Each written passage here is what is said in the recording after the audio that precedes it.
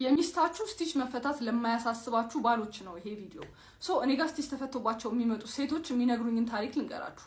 አንደኛ ልክ ከወሊድ በኋላ እዛ አካባቢ ሲታጠቡ ስጋ እንትን ካለ ክፍተቱ ከጨመረባቸው ያንን ኮንፈርት ስለሚያጡ ሰውነታቸው ላይ ኮንፊደንስ ስለሚያጡ ከባላቸው ጋር ግንኙነት አመት ከ6 ወር ግንኙነት ሳያደርጉ ይቆያሉ። ኢቭን ግንኙነት ሲያደርጉ ራሱ የሚችሉትን ያህል ያርቃሉ። ማለትም በ3 ወር አንዴ ምናምን ግንኙነት ሊያደርጉ ይችላሉ። ለምን? ሰውነታቸው ተቀይሮባቸዋል። በየትኛው ኮንፊደንስ ነው ሴክስ ሊያደርጉ የሚችሉት? ምን ማድረግ ትችላላችሁ የሚለውን ስናወራ አንደኛ ልክ ከወለደች በኋላ አስፈላጊውን እንክብካቤ ማድረግ። ከባድ ዕቃ ማንሳት የለባትም። ድርቀት እንዳያስቸግራት ተመጣጣኝ ምግብ ማዘጋጀት አለባችሁ። ሲት ባዝ ደግሞ ያስፈልጋታል። የመጀመሪያውን 48 ሰዓት ቀዝቃዛ ውሃ ውስጥ፣ ቀጣይ ደግሞ ከ48 ሰዓት በኋላ ሙቅ ውሃ ውስጥ። ይሄ እናንተ ማስተካከል የምትችሉት ነገር ነው።